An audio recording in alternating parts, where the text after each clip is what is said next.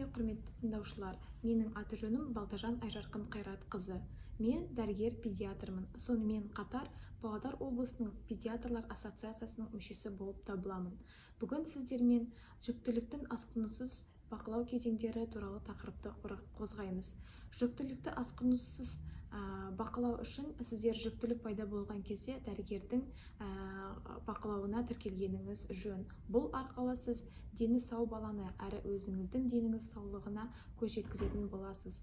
Бұл арқылы сіз ай сайынғы, тіпті апта сайынғы керек болған лабораториялық, сонымен қатар инструменталды бақылауларды жүзеге асыратын боласыз.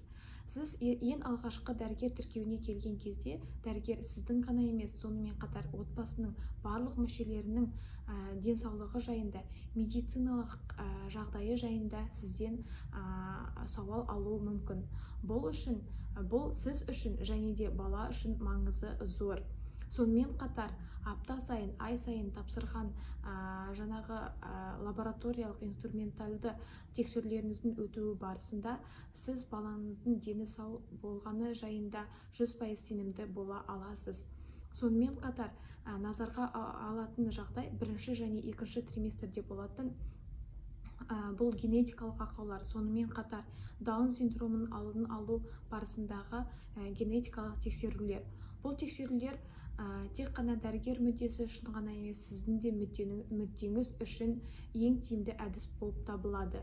Бұл тексерісті өтпес бұрын сіз дәрігермен, яғни медициналық қызметкерлермен бұл жайында сөз жүргізгеніңіз жөн. Сонымен қатар ана мен бала орталығы ұсынатын көптеген ұсыныстармен де танысқаныңыз жөн болып табылады.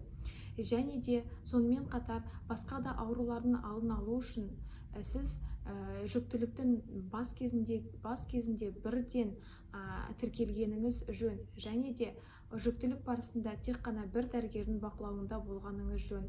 Бұл сіздің және сіздің балаңыздың сау болуы үшін 100% кепілдік бере алады. Назарларыңызға рахмет, сау болыңыздар.